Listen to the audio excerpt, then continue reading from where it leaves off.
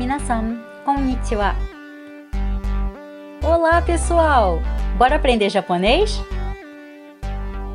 Hoje é dia de Sensei Tasukete! E a pergunta de hoje é: estou sempre confundindo gurai com goro. Pode explicar a diferença? Olá, pessoal! E aí, tudo tranquilo? Espero que esteja tudo bem com vocês e com os estudos. Hoje temos uma treta entre o uso de gurai e goro, mas espero resolver isso logo com vocês. Por sinal, antes de começarmos mais uma explicação, não se esqueça de se inscrever e curtir os vídeos que você consome aqui no canal, pois isso me ajuda a divulgar o conteúdo e o próprio canal da Nihongo App. Sabendo disso, vamos iniciar o nosso momento. Tem um tempinho aí que falei sobre goro. Caso você não tenha visto essa explicação, recomendo que consulte a pergunta 57 e depois volte para essa explicação. Ou você pode acessar a pergunta 57 após consultar esse vídeo aqui. Fica ao seu critério, pois uma informação vai complementar a outra. Acredito que a confusão entre o uso de gurai e goro tem ligação com o fato de que parecem muito em exemplos com hora. Geralmente, quando queremos dizer o horário que dormimos, dizemos a seguinte frase: exemplo 1. 10時に寝ます. Durmo às 10 horas. Nesse caso, usamos a partícula ni junto com a hora para marcar o tempo. É equivalente à preposição a ou as em português. Entretanto, caso queiramos deixar de lado a ideia de exatidão, temos que retirar a partícula ni e usarmos goro logo após as horas. Vamos conferir? Exemplo 2. 10時頃寝ます.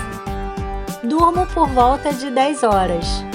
Vale lembrar que podemos estender o uso para outros verbos, como, por exemplo, os verbos dormir, okimasu, e terminar, oarimasu.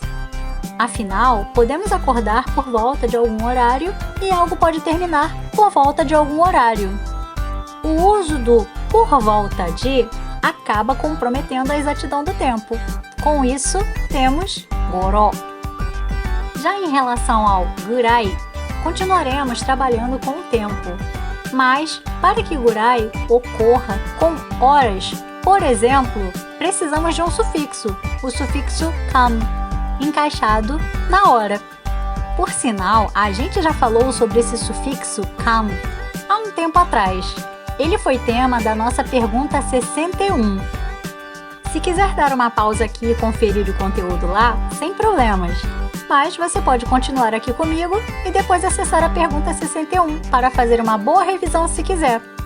Sinta-se à vontade! Aprendemos nos exemplos anteriores que, quando queremos dar exatidão a um fato, como por exemplo o fato de irmos dormir em determinado momento, usamos a partícula ni. Caso queiramos dar a ideia de mais ou menos, ou seja, o famoso por volta de, usamos goro no lugar da partícula ni.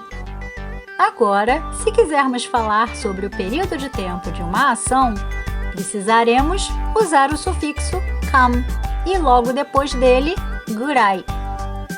Vou usar o mesmo exemplo, mas o significado terá uma pegada diferente. Exemplo 3. 10時間寝ます. Durmo por um período de 10 horas.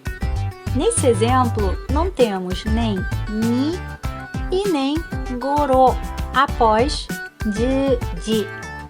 No lugar disso, temos kan, que indica duração de um tempo, de um período de tempo. O exemplo em questão indica o período de tempo do sono. No caso, a personagem dorme por um período de 10 horas. Entretanto, se quisermos dar a ideia de um período de tempo aproximado, teremos que invocar o gurai. Vamos checar? Exemplo 4. 10時間ぐらい寝ます. Durmo por aproximadamente um período de 10 horas. Nesse exemplo, temos o uso de gurai, acoplado ao uso de kan, pois dá a noção de média de duração de tempo. Muita gente se confunde com o uso de goro e gurai, pelo fato de serem parecidos no uso e também quando passamos para português, pois ambos podem ser traduzidos como mais ou menos.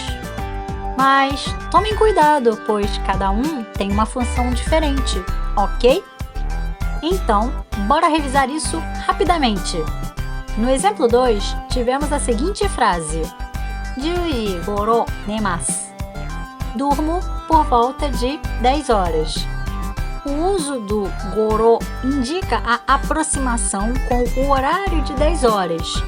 Pode ser antes ou depois, mas não a exatidão do tempo. Para isso, no lugar de goro, teríamos que usar a partícula ni. Já no exemplo 4, tivemos a seguinte frase: 10時間ぐらい寝ます. Durmo aproximadamente por um período de 10 horas.